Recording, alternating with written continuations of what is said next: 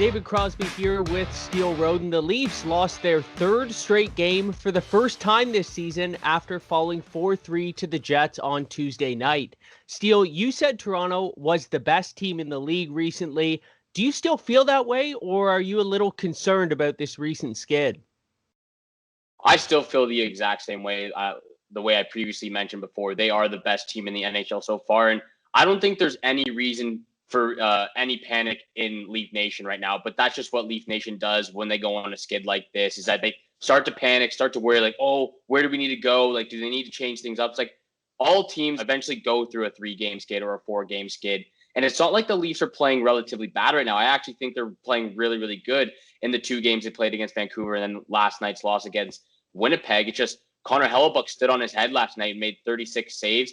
Mitch Marner having nightmares last night after getting stuffed around in the low slot and all around the crease last night. So it's not like they're playing bad games. It's just that they're getting the opportunities there. It's just that they just lost these games in a row, and it's just there's no reason to panic right now. Yeah, I totally agree with that. Not many teams go through, or no teams go through an entire season without losing at least 3 games in a row. But this is what kind of does concern me, especially regarding the 2 recent losses, is Frederik Andersen. He's been pretty inconsistent for Toronto the last couple of seasons. He's down to a .903 save percentage this year, and that stat has gotten worse for him each of the last 4 seasons. So I want to know, do you think Andersen can be that guy in the net if Toronto is going to win this division and potentially advance in the playoffs? I think he can be that guy, but I think you're right as well. He hasn't played up to his standard recently. And we look at last night's game, and I think that second goal where Auston Matthews had deflected off his skate and got by him, I think that really put him in a downward spiral and lost his confidence there. When you let a goal in like that, where it's not your fault, and there's no reason for Matthews to stick up his leg like that anyways, and it just goes in, it's a terrible bounce. You kind of get disappointed in yourself as well as your teammates for just kind of being in the wrong position at the wrong time.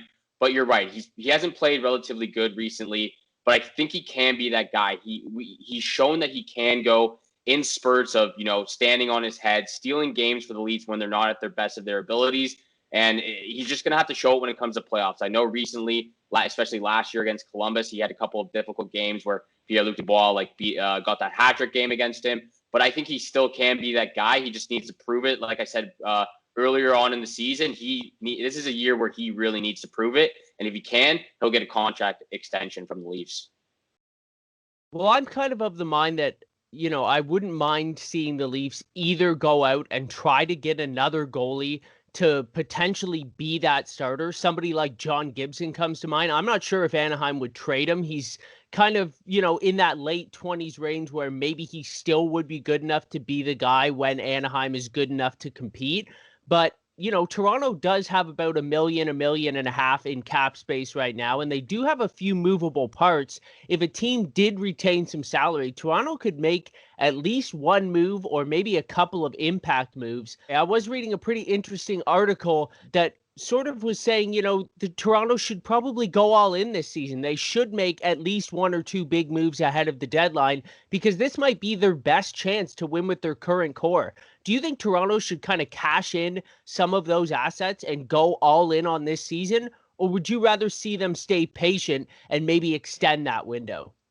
I think you're right. I think they do have to go all in on the season. And there were names being tossed around. One prospect comes to mind, that Nick Robertson, of course. Obviously, he's a talented young prospect who many Leaf fans would want to stay in this organization and, kind of work his way up to the top 6 forwards there. But I think they do have to go all in. And like you mentioned, it depends on whether they want to get a top 6 forward, which has been rumored that they want to do, kind of bolster up the bottom end of their defense, or potentially get a new goalie, like you mentioned, Gibson, where they have had connections in the past with the Anaheim Ducks. So it all depends what they want to do. But the thing that really interests me right now is why Alex Galchenyuk hasn't gotten into the lineup yet. And, that trade came about 2 weeks ago now. And I think he can do really, really well with this Leafs team. They're fast. I think he can really accelerate his game, his style of play with a fast-paced, skilled team like the Toronto Maple Leafs. I'm surprised that he hasn't made the lineup yet. I think he can do he would really, really benefit from this team that has a lot of skill up front, though. They could definitely use an extra scoring punch right now. And I agree, it is kind of interesting he's not getting more run, especially before Wayne Simmonds comes back to the lineup in a couple weeks from now, because once that happens, there's even less opportunity for him to break into this top nine for Toronto. So I read another interesting article by Jonas Siegel of The Athletic. He made the case that Austin Matthews should sit out and let his wrist heal fully. Now, he was playing the front net on the power play last night. Obviously, he managed to get a goal on the power play, added another one later in the game, but they weren't Matthews-esque goals. They weren't lasers from, the slot or the top of the circle. He's just not really letting those shots go right now. Do you think Matthews should sit out, or do you think he probably knows himself best and this is something he can play through? I think he knows himself best, and he can play through this. And that's what I love right now about Sheldon Keefe's coaching style, is that he's finding new ways to use Austin Matthews. And obviously, Austin Matthews isn't 100% right now. So on the power play, he sticks him in front of the net. And Austin Matthews is another guy who is very underrated for his hand-eye coordination. He's in front of the net. He gets his stick in the right area at the right time, and he deflects that puck in. Again, for his second goal, it's not like there's nothing flashy about these two goals, but he's in the right spot at the right time, especially for that third goal last night where he gets the pass from John Tavares, and he just puts it off the post, and it gets by Hellebuck to get, for the Leafs to come back one goal less. But I think he knows himself well enough to know if he can or can't play. And it all just depends if his wrist really bothers him that much. Obviously, it did for a couple of the games where he missed 2 games in a row. But if he's well enough to go into the game and he thinks he can play, then he's well enough to play. And that's what I love about Austin Matthews. He just wants to be on the ice and play, even when he knows he's not at 100%.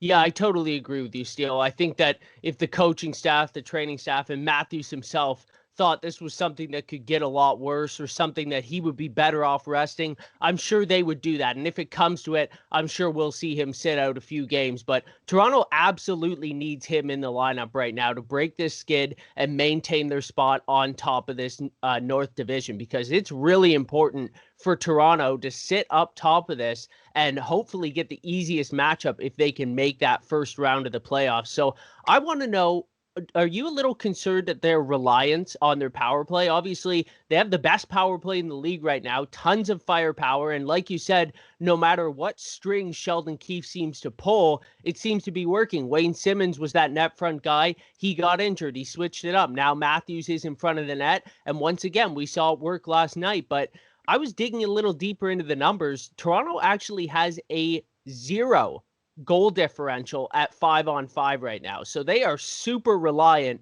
at getting goals on that power play.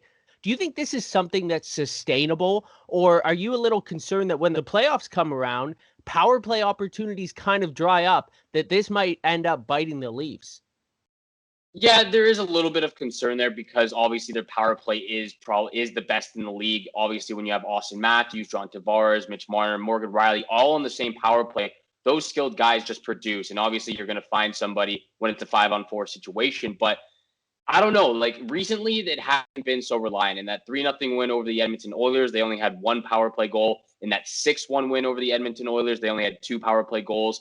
And they were finding ways to score on their depth chart too. Jimmy Vesey's been really, really well recently, scoring 3 goals in the last 5 games. Jason Spezza, of course, has been great all season. So they do rely on their power play a lot, but I think what they really need to rely on come playoff time is their defensive ability and helping Frederik Andersen in the defensive zone. Obviously, as we know, the Leafs can go in spurts of not scoring as much as often as they have in the past. And I think come playoff time, they're really going to have to focus down on, playing on the defensive side of the puck, getting pucks out of the own zone, helping Frederik Andersen in front of the net. And those power play opportunities will come when it happens. Obviously, that shouldn't be their main focus going into the playoffs and in the future of the regular season. I think they really just need to, buckle down and just focus on their defensive play right now. And that defense has been a little bit of a concern recently. Blew a 2-1 lead in each of the last 2 games. But Toronto will try to halt this losing streak against the Jets once again on Thursday night. Thank you, Steele Rodin, for joining us. And be sure to follow and subscribe to NHL Quick Hits for more.